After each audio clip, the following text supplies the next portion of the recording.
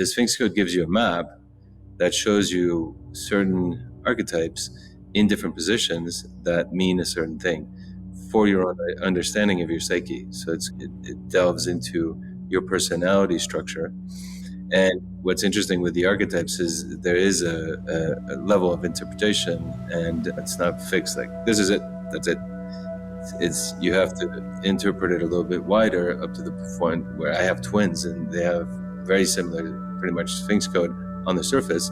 Underneath, there's some differences, very much like in human design. They look like they have the exact same design. Underneath, there's some differences.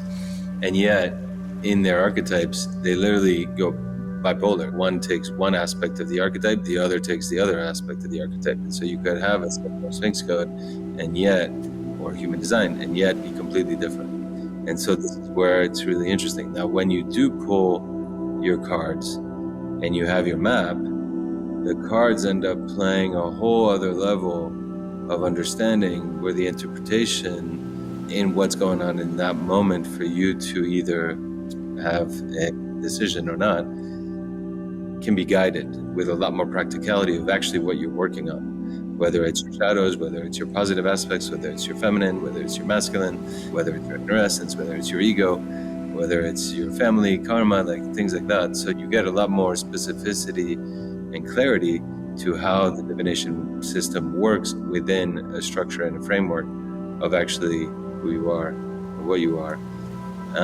I used to also say that the cards or any of these systems, it's like we know that we come from source in a sense. And if we take the analogy of a spring, a water spring up in the top of the mountain, you start with this little dribble, and then you get into a stream, and then finally a river, and then a huge river, and then finally into the ocean, right?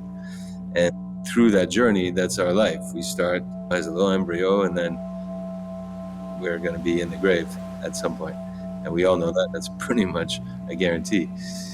Along the way, it's like the tarot or the I Ching or Gene Keys might just give you posts, warnings of, hey, watch out, there's a waterfall coming. You still have to go in the waterfall, right? And you're still driving it, and that's where the intuition is key.